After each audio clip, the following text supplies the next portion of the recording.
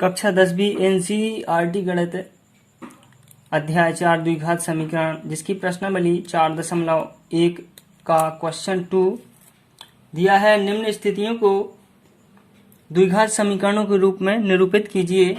हमें द्विघात समीकरण के रूप में निरूपित करना है। तो इसका क्वेश्चन 2 देखिए। क्वेश्चन 2 क्या दिया गया है? दो क्रमागत धनात्मक पूर्णांकों का गुणनफल 306 है। हमें पूर्णांकों को ज्ञात करना है। ये जो पूर्णांक क्रमागत धनात्मक पूर्णांक दिए गए हैं, इनका हमें गुणनफल दिया गया है। तो देखिए, हम मान लेते हैं कि जो पहला पूर्णांक है वह x है। माना पहला पूर्णांक बराबर x है। दूसरा पूर्णांक क्या हो जाएगा? तब दूसरा पूर्णांक बराबर x+1 हो जाएगा, क्योंकि यहाँ पर जो हमें क्रमागत धनात्मक पूर्णांक दिए गए हैं तब x+1 होगा, क्योंकि क्रमागत धनात्मक पूर्णांक जब भी दिए जाते हैं तो इनमें +1 की वृद्धि होती है। अब देखिए, प्रश्न में कहा गया है, प्रश्न में कहा गया है कि धनात्मक पूर्णांकों का गुणनफल 306 है। तो यहाँ हम लिखेंगे, चूंकि धनात्मक पूर्णांकों का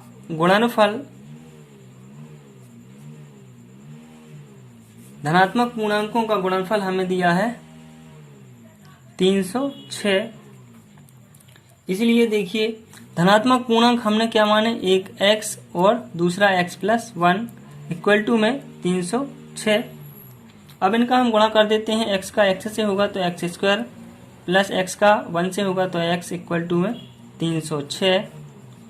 अब हम 306 का इस साइड पक्षांतर कर देंगे तो x² plus x minus 306 equal to 0। इस प्रकार से हम निम्न दी गई स्थितियों को द्विघात समीकरणों के रूप में व्यक्त कर सकते हैं। तो हमने द्विघात समीकरण के रूप में ये व्यक्त कर दिया। अब हमें यदि पूर्णांक निकालने हैं तो हम क्या करेंगे, इसकी तुलना द्विघात समीकरण ax वर्ग धन bx धन c बराबर 0 से करेंगे। तो देखिए, x वर्ग धन x ऋण 306 बराबर 0 की तुलना ax वर्ग धन bx धन c बराबर 0 से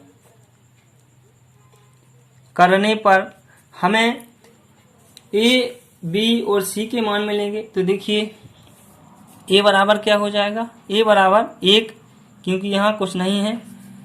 a बराबर 1 और b बराबर क्या होगा? 1, b बराबर 1 और c बराबर ऋण का 306।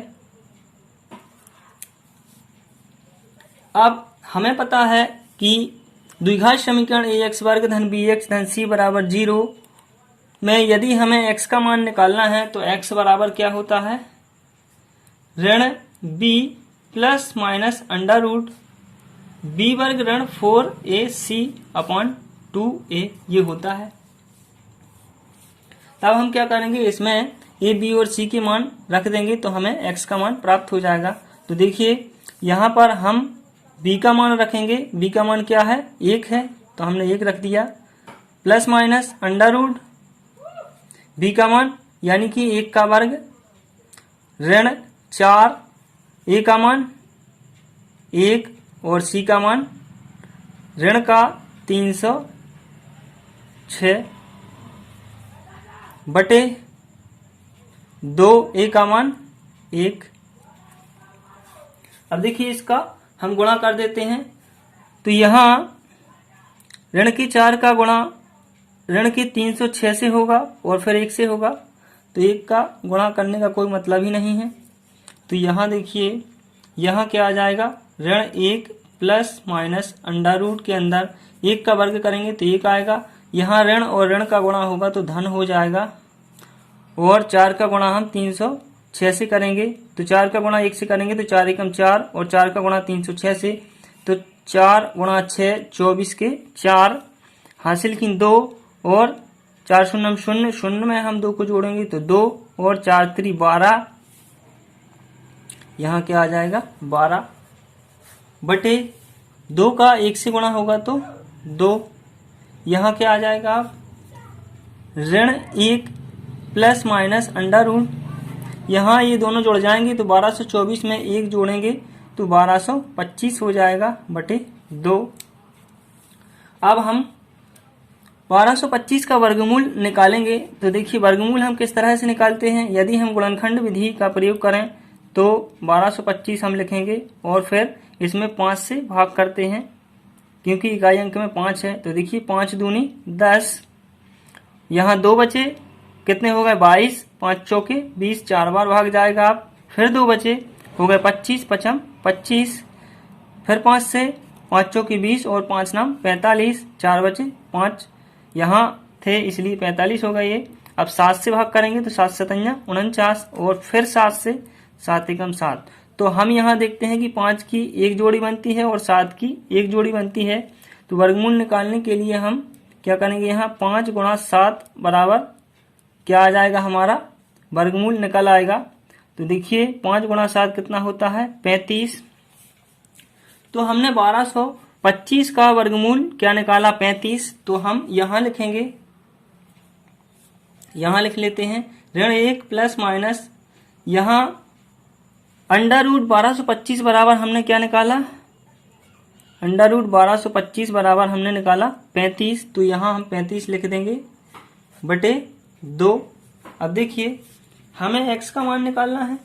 x का मान निकालने के लिए हम एक बार 35 को धन का लेंगे और एक बार ऋण का लेंगे। तो देखिए x बराबर यहाँ 2 स्थितियां बनेंगी, ऋण 1 प्लस 35 बटे 2 और दूसरी स्थिति x बराबर ऋण 1 ऋण 35 बटे 2 ये बनती है।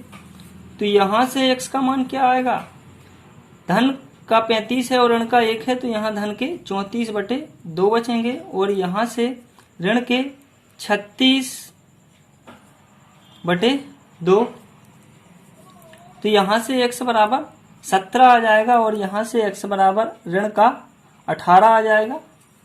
चूंकि धनात्मक पूर्णांक ये हो नहीं सकते इसलिए इसको हम छोड़ देते हैं। तो x बराबर हम 17 लेंगे। तो देखिए हमारा पहला पूर्णांक हमने क्या माना था x, तो यहाँ हम लिखेंगे पहला पूर्णांक बराबर x बराबर हमने क्या निकाला 17 और दूसरा पूर्णांक